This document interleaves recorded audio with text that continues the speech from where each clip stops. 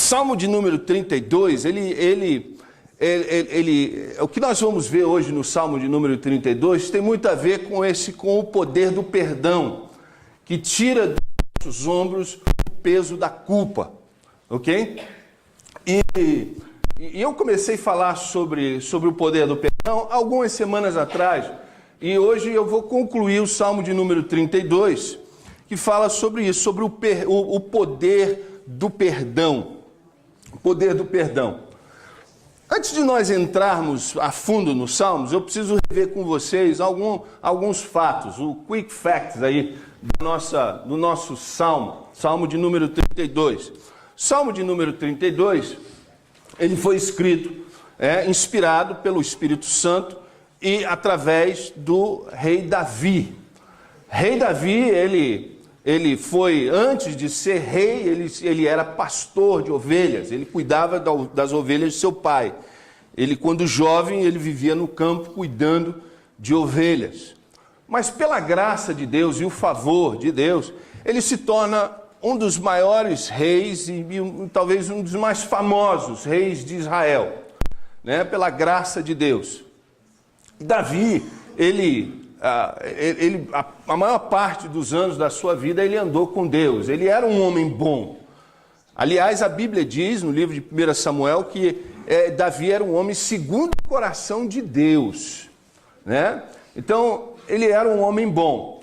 Mas, apesar de ser um homem bom, ele não era bom o suficiente, né? Porque para ser bom o suficiente, nós temos que ser bom como Deus. E ninguém é bom como Deus é bom. E Davi, no meio do caminho, da sua história, da sua vida, ele se afastou dos caminhos do Senhor. E ele mesmo sendo bom, ele acaba caindo na cilada do pecado.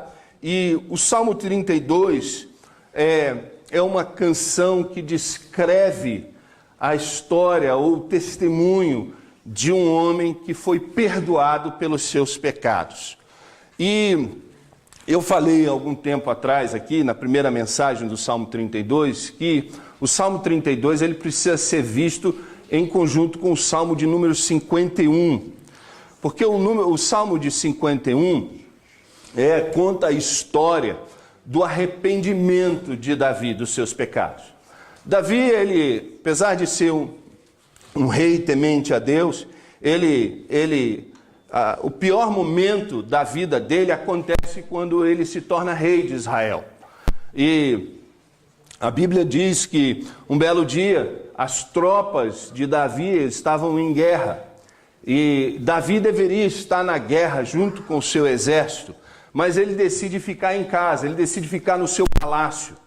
E a palavra de Deus diz que um belo dia Davi está andando na varanda do seu palácio e ele olha ao redor da vizinhança e ele vê uma mulher tomando banho no terraço da casa dela. E Davi fica impressionado com a beleza daquela mulher e manda chamar aquela mulher para vir para o seu palácio, né? Ele gosta daquilo que vê e ele age naquele impulso, né? E o seu desejo então acaba sendo consumado e ele comete adultério com aquela mulher, uma mulher chamada Batseba. O problema é o seguinte, que Batseba ela é casada, Davi também é casado. O marido de Batseba está na guerra, aonde Davi deveria estar, mas Davi não estava. Então, né, logo Davi ele começa a colher o fruto daquilo que ele plantou. Batseba manda notícia para ele e diz, olha, eu estou grávida. Né? Eu estou grávida. Davi então fica pensando, e agora? O que é que eu vou fazer? Como é que eu vou resolver isso? Né? Como é que você faz? Né? Com uma amante grávida. Ele então tem uma ideia brilhante. Ele diz, eu vou mandar chamar o marido dela que está na guerra. Ele vai vir, vai dormir, vai para casa, vai ficar com ela e o filho é dele. Pá! Ideia brilhante. Ele manda chamar Urias, Urias vem. Só que quando Urias chega, Urias diz: eu não posso, meu rei, ir lá dormir com a minha esposa. Como é que eu vou fazer isso? Ele é tão fiel, ele é tão honesto, ele é tão puro de coração, que ele diz assim: meu rei, não é justo eu ir para casa e ter prazer com a minha mulher enquanto os meus colegas estão lá na guerra. Eu jamais vou fazer isso com o senhor e nem vou fazer isso com a minha nação. Então Urias decide não ir para casa e ele fica o final de semana lá na porta do palácio. E agora? O que é que você faz? Com uma amante grávida e com um marido que é leal. E aí? Aí ele tem uma outra ideia. Opa, já sei o que eu vou fazer. Ele manda um recado secreto para o capitão do exército. Ó, Urias é um traidor, põe ele lá na frente da batalha, lá, e quando ele estiver lá na frente, deixa ele sozinho lá para ele morrer. E Urias vai com essa mensagem secreta, entrega para o capitão. O capitão lê, não fala nada, diz: Urias, vai lá para frente. E quando ele está lá na frente, o que acontece?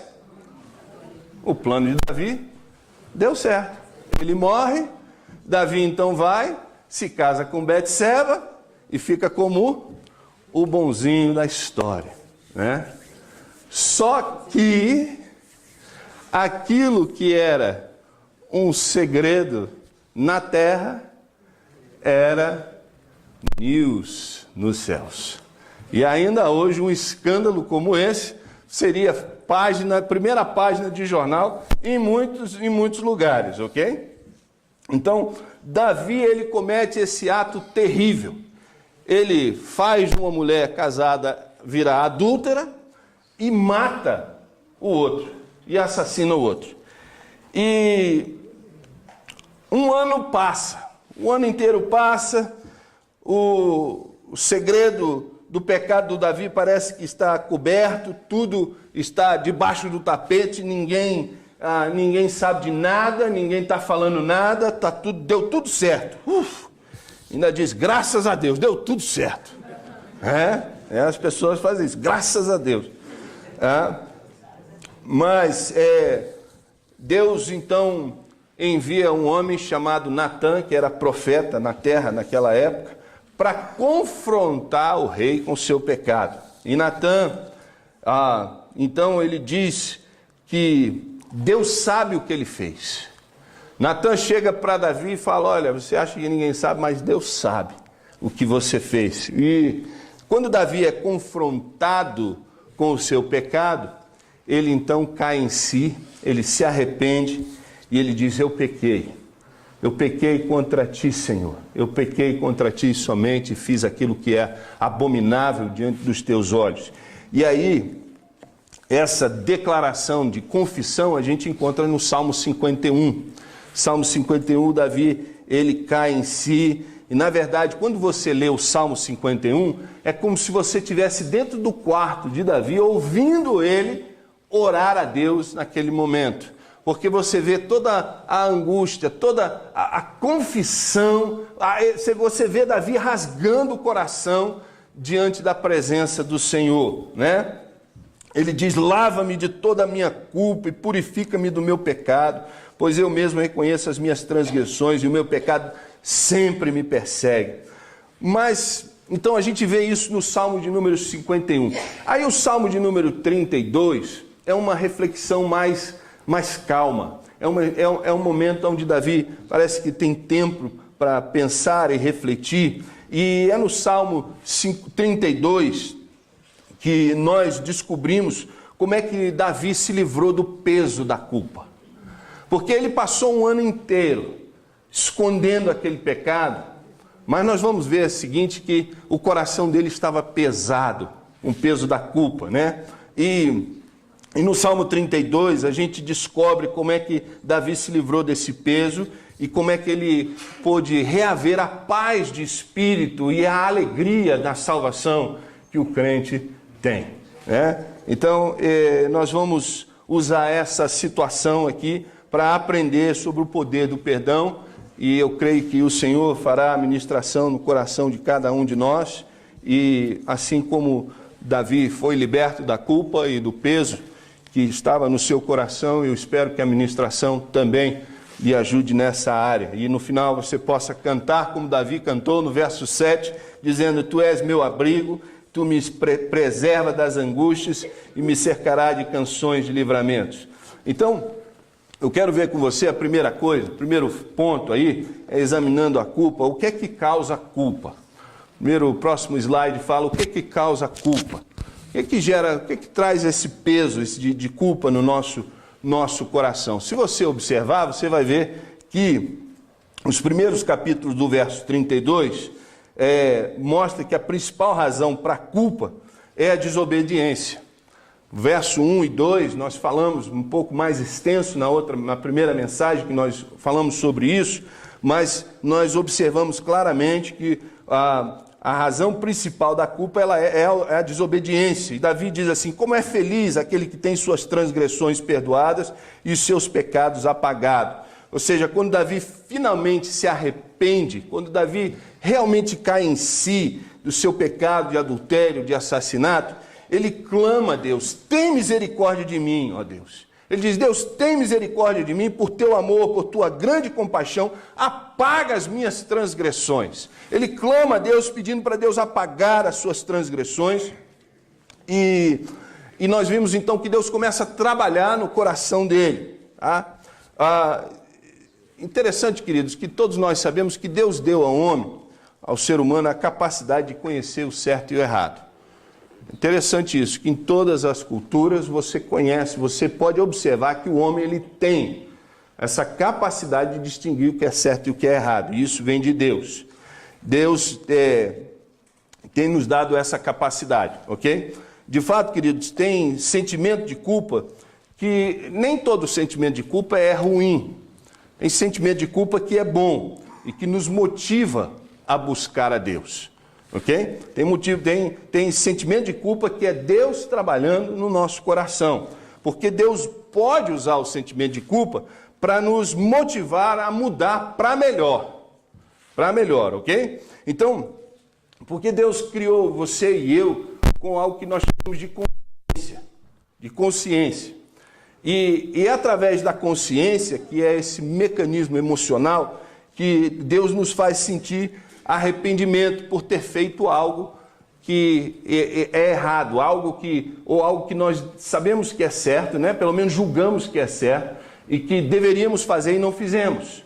Então a nossa consciência, ela fala conosco.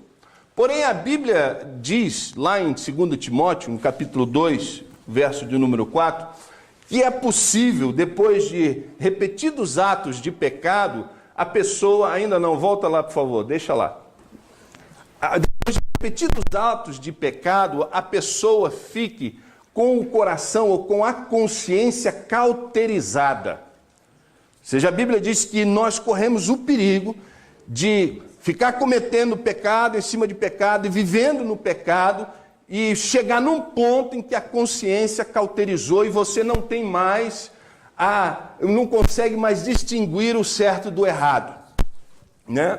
E o Departamento de Segurança sabe que o pior criminoso é aquele que é o sociopata, né? Que o sociopata ele não tem a capacidade de sentir o erro por nada. Aliás, o dicionário diz assim que um sociopata ele não se envergonha de seus atos maus, ele não sente necessidade de melhorar, não acredita estar errado nunca, não sente culpa e sequer se arrepende dos seus atos.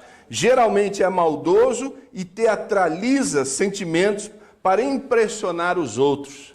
Esse é o pior tipo de criminoso, que ele nunca consegue ver o seu erro, achar que está errado em nada. E a Bíblia diz que é possível, depois de repetidos atos de pecado, a pessoa entrar nesse estado. Por isso que é perigoso. Tem pessoas que dizem assim, você prega o evangelho, jovens geralmente, dizem assim, eu estou muito novo para seguir a Deus agora. Eu estou muito novo para seguir nos caminhos do Senhor. Quando eu tiver mais velho, aí eu vou para Cristo. Aí a pessoa assume, ela acha que quando ficar velho, no caco de tudo, no bagaço da laranja, ela vai então dar a sua vida para Deus. achando que quando ela for mais velha, ela vai se arrepender dos seus pecados. A Bíblia diz, não, cuidado, porque depois de repetidos atos de pecado, nem vontade de arrepender você vai ter. Tem que tomar muito cuidado. Quando Deus fala conosco, melhor obedecer, para que a palavra de Deus continue trabalhando no nosso coração e o nosso coração não se endureça de uma vez por todas, ao ponto que já não há mais esperança. Então, queridos, a culpa, a desobediência gera esse sentimento de culpa. Então, quando a gente sente culpa e se arrepende, então nesse aspecto a culpa é boa, porque ela motiva você a mudar. Quando você peca e em seguida sente culpa e se arrepende, isso é um bom sinal. E por isso você deve ser grato a Deus. Vocês entenderam? Você deve ser grato a Deus quando você sente sentimento de culpa que te leva ao arrependimento. Porque se você pecasse, errasse, não fosse e não se arrependesse, isso é um mau sinal. Sinal que nada está agindo, nada de bom está agindo dentro do seu coração. Então, a culpa, nesse aspecto, ela é bom. Eu li uma história algum tempo atrás sobre uma escola no Texas, em 1937, essa escola. Houve uma explosão de gás nessa escola e 239 pessoas morreram nessa explosão no Texas, em London, no Texas. E a razão pela qual houve essa explosão é porque o conselho das escolas decidiram que eles precisavam economizar o heater, o aquecimento das escolas. E eles então desligaram a calefação, e uma centelha, o gás desligaram a máquina, mas o gás estava vazando no basement da escola. E de repente uma centelha, uma fagulha, explodiu a escola. E 239 pessoas morreram, a maioria foi crianças. E o que acontecia era que as companhias de petróleo, elas extraíam o gás natural e mandavam o gás para as escolas, e era de graça o gás. O gás não era nem pago, era de graça, mas algum inteligente decidiu desligar as máquinas para economizar o gás. Eu não sei o que ele estava pensando, mas aconteceu que, por causa dessa explosão, o governo então passou uma lei de que as companhias de gás elas tinham que inserir um odor natural para que as pessoas pudessem detectar o gás. Porque o gás natural ele é inodoro, ele não tem cheiro. Então, a partir daí, hoje a gente tem o gás com cheiro por causa dessa explosão que lá nessa escola há muito tempo atrás. E aí eu fiquei pensando, eu falo assim, é como a nossa culpa gerada por Deus. A culpa que Deus, que é boa, é como porque se o gás não tivesse o cheiro que tem, muitas outras explosões já haveriam acontecido. E às vezes Deus começa a trabalhar a culpa no nosso coração, é como para mostrar que tem gás aí que a gente vai explodir a qualquer momento se não se consertar. Então, nesse aspecto, a culpa que nos leva ao arrependimento ela é boa. Nem toda culpa é ruim, mas a culpa que nos leva para perto de Deus é boa. Então, queridos, essa é a primeira coisa que nós precisamos entender. Agora, existe também o sentimento de culpa que não é saudável, que ele é nocivo, que ele destrói a nossa vida. E essa é a dificuldade de muitos cristãos hoje em dia. Eles reconhecem o seu pecado, eles pedem perdão, eles abandonam o pecado, mas ainda continuam sentindo culpa opressora. Eles ainda continuam debaixo da opressão, debaixo da vergonha, da tristeza. E isso não é bom. Isso não vem de Deus. Esse tipo de culpa não é de proveniência do Espírito Santo. E Davi começa o Salmo de número 32 com uma nota de gratidão. Ele começa o Salmo de número 32 com uma nota de júbilo. Ele diz, bem-aventurado. Bem-aventurado significa uma pessoa muito feliz. Significa que uma pessoa que está desfrutando de uma grande felicidade. E essa bem-aventurança é essa felicidade que é dada por Deus quando o pecador se arrepende e tem os seus pecados perdoados. Quando o homem verdadeiramente se arrepende, ele tem o seu pecado perdoado, e a palavra de Deus diz que há uma grande alegria. Davi diz assim, é uma grande alegria, uma grande felicidade. Então Davi, no Salmo 32, ele está se referindo a esse alívio que ele experimentou quando todos os seus pecados foram perdoados. Quando o pecado de adultério foi perdoado, quando o pecado de homicídio foi perdoado, quando o pecado da lascívia foi perdoado, quando todos os pecados dele foram perdoados, ele disse assim, há um alívio tremendo na minha alma agora. Há uma alegria que eu não sei explicar para vocês. Essa alegria vem de Deus.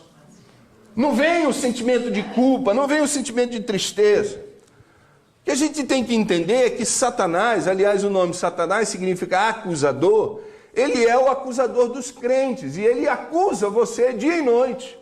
Ele quer fazer de você um inútil, uma inútil. Porque ele sabe, se você se sentir culpado, magoado e triste consigo mesmo, e desgostoso com a vida, com remorso, e não genuinamente arrependido, você não vai prestar para nada.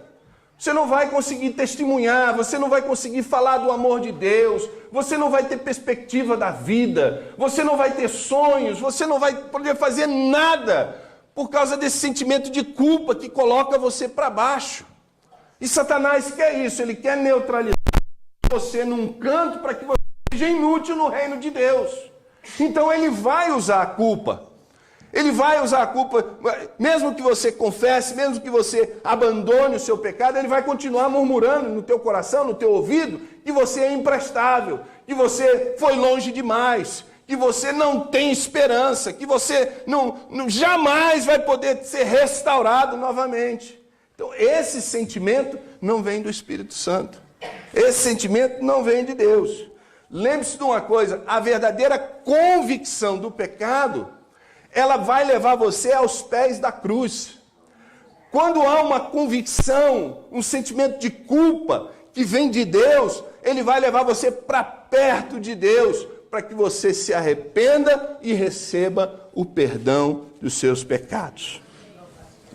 Então, queridos, a lição número 1 é que o sentimento de culpa que é bom é o que nos motiva a buscar Deus. Ok? Essa é a primeira lição que a gente aprende aqui sobre isso, sobre o sentimento de culpa. E os efeitos negativos da culpa, versos 3 e 4. Então a questão principal não é o que você faz, mas é como é que você lida com a culpa. Como é que você deve lidar de maneira bíblica com a culpa. Primeiro você precisa saber que a culpa ela destrói a nossa autoconfiança. A culpa ela destrói. A culpa ela gera o sentimento de insegurança, de preocupação, de que mais cedo ou mais tarde alguém vai descobrir o que você fez, né? E você vai ser trazido à luz. Há uma história de um dramaturgo britânico que ele uma vez fez uma piada de mau gosto. Ele escreveu uma carta igual a 10 dignatários de Londres. E nessa carta dizia assim: nós sabemos tudo o que você fez. Se você não quiser ser exposto, sai da cidade. Ele mandou para 10 pessoas, dignatários, diferentes. E disse que depois de 6 meses, nenhum dos 10 que receberam estavam morando mais em Londres. Tinham se mudado da cidade. Isso mostra o poder da culpa. O poder da culpa, mais uma vez, querido. O sentimento de culpa destrói a nossa autoconfiança. Provérbios 28, capítulo 1, diz assim, que o ímpio foge, embora ninguém o persiga. Então, quem deve estar sempre olhando para o ombro, está sempre olhando para trás. Quem deve estar sempre preocupado de que vai ser pego, né? E se você recebesse uma carta dessa, o que você faria? Né? Você fugiria da cidade? Né? Mas quem deve estar sempre preocupado em ser pego, né? Lembra da última vez que você olhou no retrovisor e viu um carro de polícia atrás de você? De repente houve uma ansiedadezinha no coração? O coração começou a bater um pouco mais forte? Seu pé direito de repente deu uma puxada para cima assim, sem mais, sem menos? Ou pior, né? O reflexo meteu o pé no freio assim, né? Já aconteceu com você? Certamente já deve ter acontecido. Se você tem drive license, provavelmente já aconteceu com você isso, né? Por quê? Quem deve, teme. Quem deve, teme, né? Então, queridos, isso nos mostra aqui que a culpa, ela destrói a nossa autoconfiança. Ela destrói a nossa autoconfiança. Segundo, a culpa, ela destrói nossos relacionamentos. Culpa destrói relacionamento. Destrói o nosso relacionamento com o próximo. Tem um livro de aconselhamento cristão que o autor ele diz que a culpa ela está por detrás da maior parte do sofrimento humano. E ele diz assim, que se conversarmos com pessoas deprimidas, solitárias, angustiadas, membros de famílias violentas, homossexuais, alcoólatras, doentes terminais, pessoas que estão passando por problemas conjugais ou qualquer outro tipo de problema, você descobrirá que a culpa faz parte das suas dificuldades. Geralmente ele diz, aonde há problema conjugal, aonde há problema emocional, a culpa ela está em algum lugar nisso aí. Isso é o que ele diz. A culpa ela destrói os nossos relacionamentos. E o relacionamento mais precioso que a culpa destrói, quando nós pecamos e não confessamos, é o nosso relacionamento com Deus. Nosso relacionamento com Deus é o primeiro a ser afetado. O primeiro relacionamento que se estraga e que se abala quando nós pecamos e não confessamos é o nosso relacionamento com o nosso Pai Celestial. Olha o que Davi diz que estava acontecendo com ele, quando ele estava vivendo nessa vida secreta, no Salmo 32, verso 3. Ele diz o que estava acontecendo com ele. Ele relata, ele revela o que os nossos olhos não conseguem ver. Ele revela aquilo que está dentro do coração dele. Ele diz assim, enquanto eu mantinha escondidos os meus pecados, o meu corpo definhava de tanto gemer. Ou seja, Davi ele carrega esse segredo por mais de um ano. Por mais de um ano ele fica calado, ele não fala para ninguém, ninguém toca no assunto, deixa lá quieto, não mexe, que é para o negócio não estragar, não mexe, né? E por fora tudo parecia bem, por fora tudo parecia estar correndo às mil maravilhas. Davi era rei, ele provavelmente durante esse período, ele fez cumpriu com as suas obrigações de rei de maneira normal. Com certeza ele foi a muitos banquetes, com certeza ele subiu para dar discursos de rei, com certeza ele tomou decisões de rei, que só o rei podia tomar, com certeza ele deu conselhos, né? Vou lá falar com o rei Davi, um homem de Deus, com certeza, durante esse ano que passou, por fora tudo parecia mil maravilhas, mas por dentro, querido, o coração dele estava ruído, por dentro ele era caco, por dentro o coração dele estava sendo esmagado. Ele diz assim, enquanto eu mantinha escondido, e a outra versão diz, enquanto guardei silêncio, e essa palavra guardar silêncio, ela vem de uma palavra hebraica que significa tapar os ouvidos. Em outras palavras, a gente podia dizer assim, se fazer de surdo, né? Está se fazendo de surdo. Né? A pessoa que está se fazendo de surdo, não é que ela não está ouvindo, é que ela empacou como uma mula e ela diz, daqui eu não saio, daqui ninguém me tira. E Davi estava nesse esquema com Deus. Ele não é que ele não estava... Como é que Deus estava falando com Davi? Como é que Deus? Ele diz assim, né? Enquanto eu mantive silêncio, né? Então ele estava de uma teimosia com Deus, mas Deus estava falando com ele. Olha como é que Deus estava falando com ele, verso 4. Pois dia e noite a tua mão pesava sobre mim. Olha como é que Deus estava falando com Davi, né? Davi se fez de surdo, mas Deus não se fez de mudo. Deus estava falando com ele. Deus estava falando com ele de que maneira? Pesando a mão sobre ele. E dia e noite ele andava angustiado. Ele andava esgotado. Ele diz que as suas forças iam se esgotando como em tempo de seca. E por que Deus estava pesando a mão sobre Davi? Para que Davi se desse conta de que o relacionamento com Deus, dele com Deus, estava abalado. Deus estava falando com ele: Davi, o nosso relacionamento não está bom. E Deus falando com ele através do quê? Da angústia do coração dele.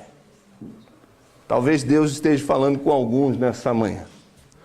Talvez a sua tristeza, o peso que você anda carregando no coração, seja Deus querendo falar com você.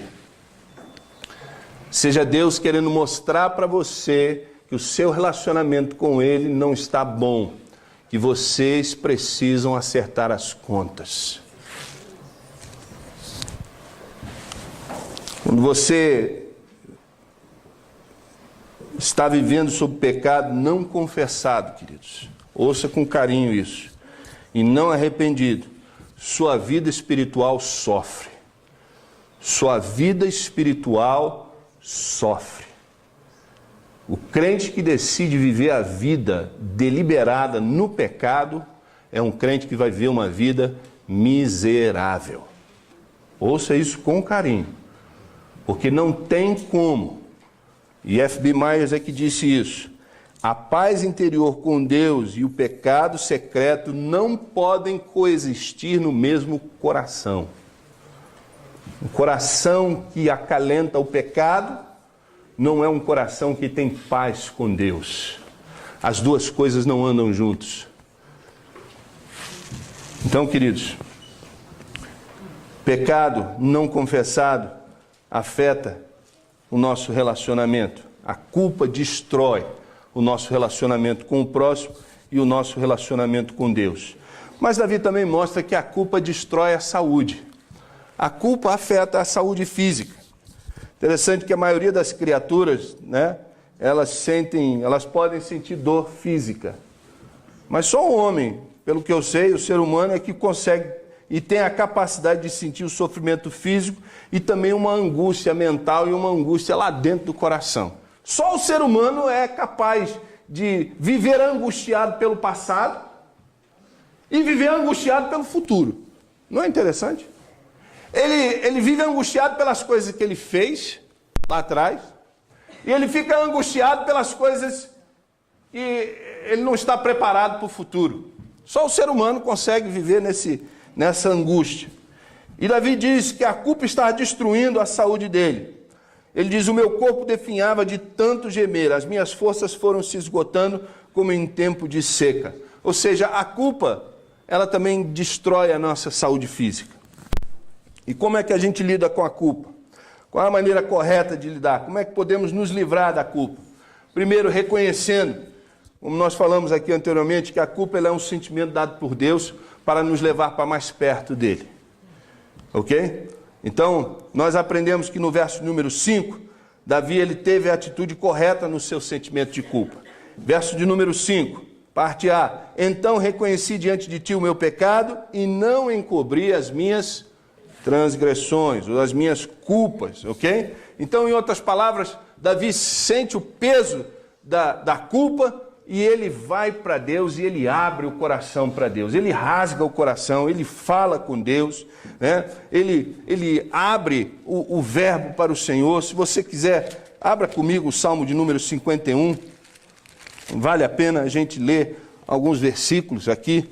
Ele diz: tem misericórdia de mim, ó Deus, por teu amor, por tua grande compaixão, apaga minhas transgressões, lava-me de toda a minha culpa e purifica-me do meu pecado. Isso aqui é Davi falando com Deus, é como Davi abre o coração para Deus. Quando Jesus diz assim: entra na tua porta, entra no teu quarto, fecha a tua porta e fala com o teu pai que está no céu. Esse aqui é o cenário que Davi está vivendo. Ele está a sós com Deus, falando com Deus: Senhor, lava-me de toda a minha culpa, pois eu mesmo reconheço as minhas transgressões e o meu pecado sempre me persegue. Contra ti pequei e fiz o que tu reprovas, de modo que justo é a tua sentença e tens razão em condenar-me. Sei que sou pecador desde que nasci, sim, desde que me concedeu minha mãe. Sei que desejas a verdade no íntimo do meu coração, me ensinas a sabedoria. Purifica-me com isso, e ficarei puro. Lava-me e mais branco do que a neve serei. Faz-me ouvir de novo o júbilo e a alegria, e os ossos que esmagastes o exultarão. Esconde o rosto dos meus pecados, apaga todas as minhas iniquidades. Ele diz, cria em mim um coração puro, ó Deus, e renova dentro de mim um espírito estável. Não me expulse da tua presença, nem tires de mim o teu espírito. Devolve-me a alegria da tua salvação e sustenta-me com um espírito pronto a obedecer. Então ensinarei os teus caminhos aos transgressores, para que os pecadores se voltem a ti. Ele diz, livra-me da culpa dos crimes de sangue, ó Deus, Deus da minha salvação, e a minha língua aclamará a tua justiça. Ó Senhor, dá palavras aos meus lábios, e a minha boca anunciará o teu louvor. Não te deleitas em sacrifícios, nem te agradas em holocaustos, senão eu os traria. Os sacrifícios que agradam a Deus são um espírito quebrantado, um coração quebrantado e contrito, ó Deus, não desprezarás. É isso que Davi fala para Deus nesse momento em que Deus ministra no coração dele. A reação dele é correta. Ele vai para Deus e ele abre o coração e diz, Deus, eis-me aqui. Eu pequei, lava-me, purifica-me. Interessante, queridos, que a gente precisa reconhecer que a culpa que é de Deus, ela nos leva para Deus. Mas, mais uma vez, eu quero reforçar para você que existe uma culpa que não vem de Deus. Existe um sentimento de culpa que é do mundo. E a Bíblia fala que existe dois sentimentos, na verdade. Existe um que é de Deus e um que é do mundo. 2 Coríntios 7,10. Ele diz que a tristeza, segundo Deus, não produz remorso, mas sim um arrependimento que leva à salvação. Então, quando há um sentimento de tristeza que nos leva ao arrependimento, isso vem de Deus. Mas o arrependimento que vem do mundo, a tristeza segundo o mundo, ela produz morte. Ela produz morte. A tristeza segundo Deus sempre nos leva a uma mudança de comportamento. Veja que quando Pedro é confrontado com o seu pecado, ele muda o comportamento dele. Depois que ele nega, ele olha para Jesus, ele é restaurado e ele volta a caminhar com o Senhor. Veja Paulo, ele era perseguidor da igreja, mas quando ele encontra Jesus, ele se arrepende dos seus pecados e ele muda de vida. Olha Naamã, quando foi lá em Israel para ser curado da sua lepra, ele chega lá como um homem pagão, mas quando ele sai de lá, ele pede para o profeta Eliseu, ora por mim, para que Deus me perdoe, porque eu, quando for lá com o meu rei, adorar o Deus dele, eu vou ter que me ajoelhar, e que Deus me perdoe por isso. Ele sai daquele encontro com o profeta Naamã, um homem transformado, um homem sabendo que só Deus era para ser adorado. Então, quando há um arrependimento segundo Deus, ele sempre nos leva a mudanças de vida. Mudança de vida. E Davi não se arrependeu porque ele foi pego no pulo. Ele se arrependeu genuinamente. Ele abre o coração e ele rasga o coração diante de Deus, porque ele estava disposto a abandonar o pecado e voltar para Deus. Então nós vamos concluir, queridos, essa mensagem vendo o que é que Davi disse do resto do Salmo de número 32, sobre as promessas e as premissas que Deus opera em nossas vidas para trabalhar a bênção do perdão, o poder do perdão na nossa vida. O resto do Salmo, Davi apresenta as promessas de Deus que nos ajudam a viver livres da culpa. Deus promete que vai apagar os nossos pecados.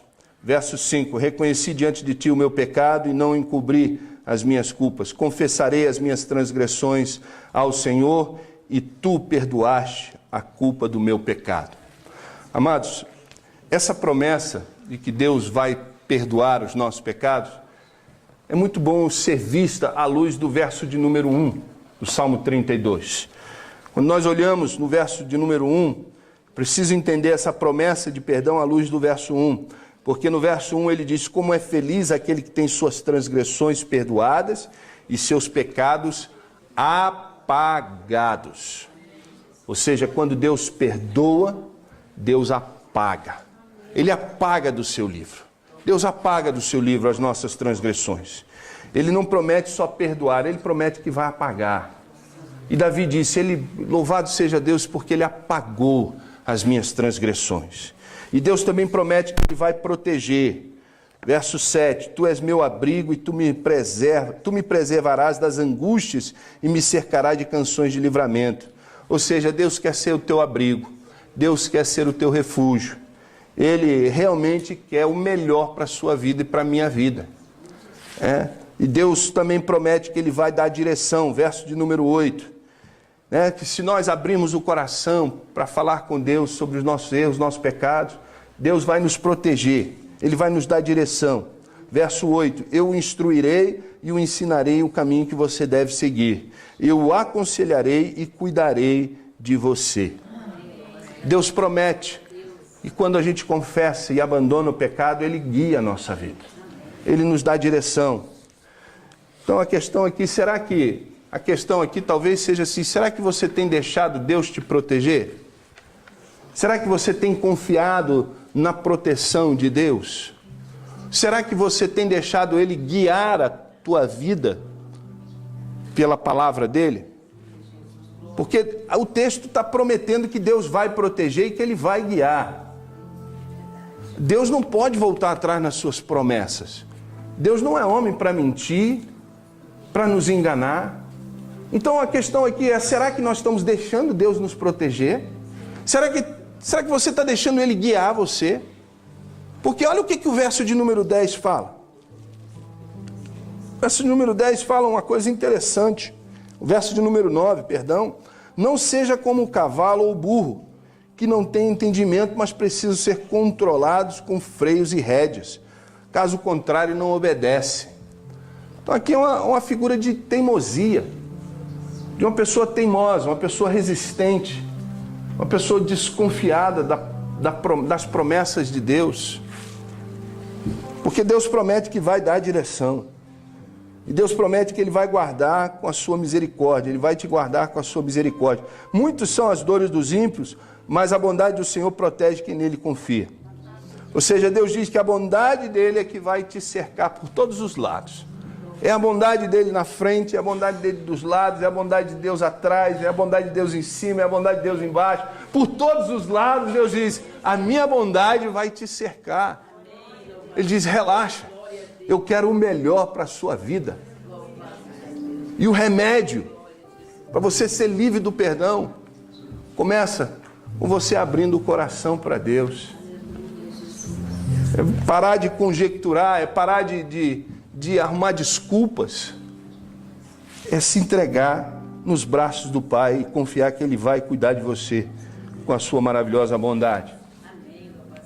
É importante aplicar essas promessas e lembrar das premissas, considerar a parte do adversário.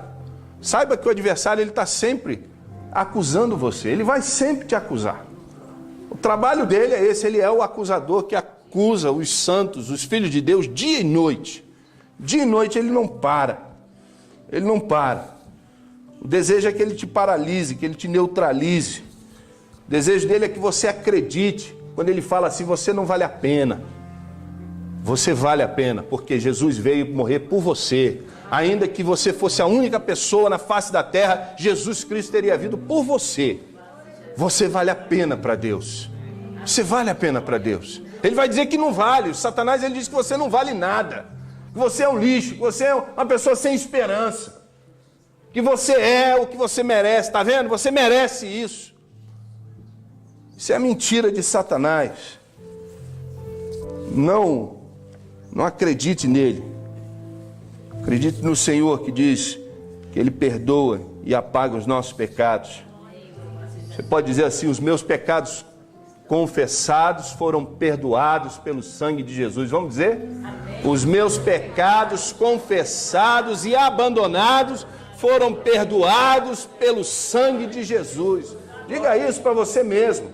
Diga isso para você mesmo, quando a acusação do inimigo vier e um pecado que você já confessou, um pecado que você já abandonou, declare para você mesmo, os meus pecados perdoados, já confessados, eles foram perdoados e apagados pelo sangue de Jesus. É nessa verdade que você deve crer, não na mentira do diabo. Considere também a parte de Deus, que Ele diz que perdoa e esquece. Quando Deus diz que Ele vai fazer uma coisa por nós, Ele faz por nós. Em Hebreus 8:12 ele diz: eu lhes perdoarei a maldade e não me lembrarei mais dos seus pecados. Hebreus capítulo 8, verso 12. Ele diz: eu mesmo lhe perdoarei a maldade e não me lembrarei mais dos seus pecados. E o meu favorito é o Salmo 103:12.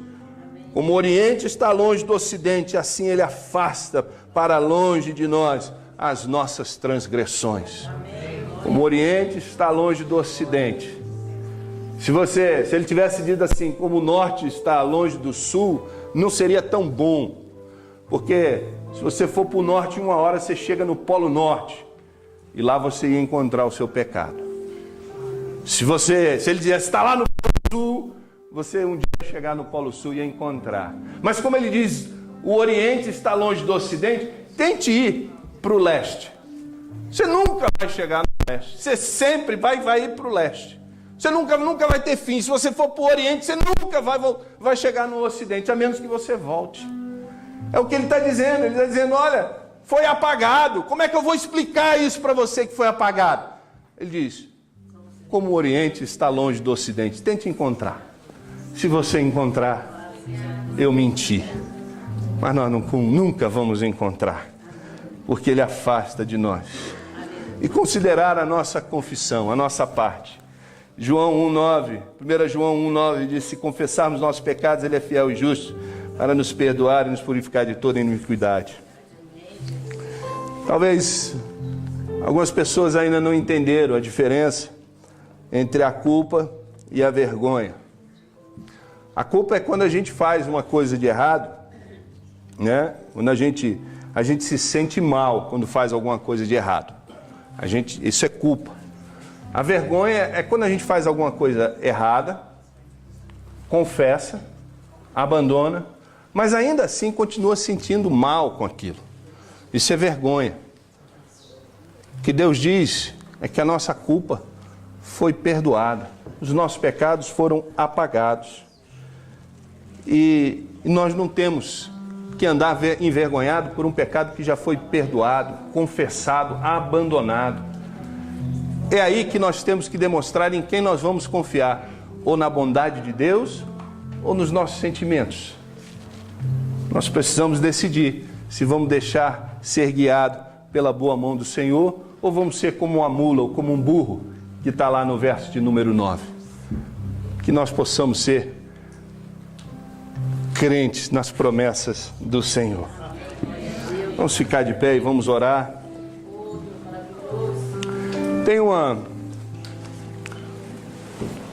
Tem um filme de Robert De Niro chamado A Missão. Eu coloquei um slide aí, não sei se vai.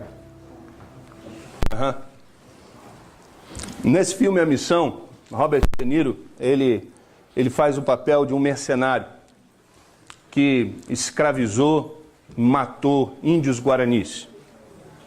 E ele fez isso por anos. Mas um dia ele ouviu a mensagem do Evangelho. E ele se arrependeu. E ele vai ao padre confessar o seu pecado ao padre. E o padre tenta explicar para ele que os pecados dele estão perdoados. Mas ele diz, não, é impossível ser perdoado. O padre então diz para ele então, que ele tem que pagar uma penitência. O padre diz para ele assim, olha, você vai juntar todos os apetrechos do pecado, as suas armaduras que você usou para lutar contra os índios, a sua espada, o seu escudo, as cordas, as correntes que você usou para aprisionar os índios, né, escravizar eles. Você vai colocar isso tudo numa rede e você vai carregar essa rede por onde você for. E aí ele diz assim, ele pensa, né, o Martinez, que é o protagonista, ele pensa assim, que a única maneira dele ser perdoado é se ele carregar esse fardo até os índios que ele escravizou e que ele matou. E que lá esses índios matem ele ali. Essa é a única esperança que ele tem de que vai ser salvo. E se ele for até lá carregando esse fardo que representa o pecado dele, e lá os índios tomem essas armas e matem ele. E aí ele faz essa viagem árdua pelo meio da floresta amazônica, ele sobe os barrancos, ele sobe as cachoeiras, ele faz uma viagem árdua até chegar aos índios guaranis, na esperança de que quando ele chegasse lá, os índios o matassem. E essa seria a penitência dele, então ele iria para o céu. O que ele não sabia é que os missionários já tinham ido até os índios guaranis e tinham ensinado os índios sobre o perdão de Deus. E é uma história muito profunda, que quando ele chega lá, que ele pensa que vai morrer, o índio corta a corda, pega esse fardo pesado e joga no fundo do rio. Em outras palavras diz, seus pecados foram perdoados há muito tempo atrás. Davi, ele entendeu isso, queridos. Ele entendeu. E aí ele disse, eu reconheci diante de ti o meu pecado e não encobri as minhas culpas. Confessarei as minhas transgressões ao Senhor e tu perdoastes a culpa do meu pecado. Confissão é a chave para reconhecer e confessar, é o começo da cura, é o começo da libertação, é o começo da nossa liberdade. Se verdadeiramente ouvir a voz de Deus e se conhecereis a verdade e a verdade vos libertará. E aí no verso 11 ele diz, alegrem-se no Senhor e exultem vocês que são justos, cantem de alegria todos vocês que são retos de coração. Essa é a conclusão do Salmo de número 32. Eu quero orar com você nesta manhã. Onde você está, eu quero pedir que você feche seus olhos e que você tenha um momento de conversa com Deus. Você ouviu a ministração da palavra, você ouviu o que Davi fez. Vamos orar a Deus nesta manhã.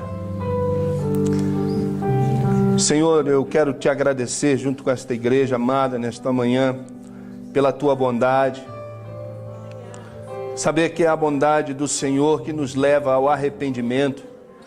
Porque se não fosse, Senhor, a tua bondade, Deus, nós nunca iríamos sentir tristeza por nada de errado que fazemos. Mas é porque o Senhor tem amor por nós e nos amou de tal maneira que nos alcançou com a tua bondade e nos permitiu sentir arrependimento, Senhor. Espírito Santo de Deus, abra os nossos olhos para que nós possamos enxergar a grandeza da tua bondade, do teu amor, ó Deus querido. E verdadeiramente nós declaramos que precisamos da tua ajuda para entender o verdadeiro estado da nossa situação, ó Deus. Gera em nós o verdadeiro arrependimento, Senhor. Gera em nós, Senhor, o desejo de andar perto de ti, Senhor, todos os dias da nossa vida, sabendo que sem o Senhor nós não somos nada, não podemos fazer nada, Senhor.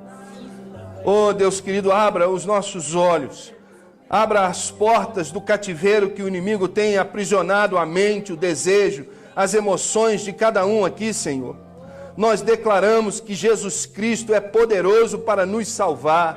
Declaramos que só Jesus pode nos libertar dos cativeiros emocionais, dos cativeiros, Senhor, sentimentais, de tudo que Satanás tem armado contra a nossa vida. Só Jesus pode nos libertar, ó Deus querido. Ó Deus, tomamos posse de todos os benefícios que o sangue de Jesus nos proporciona.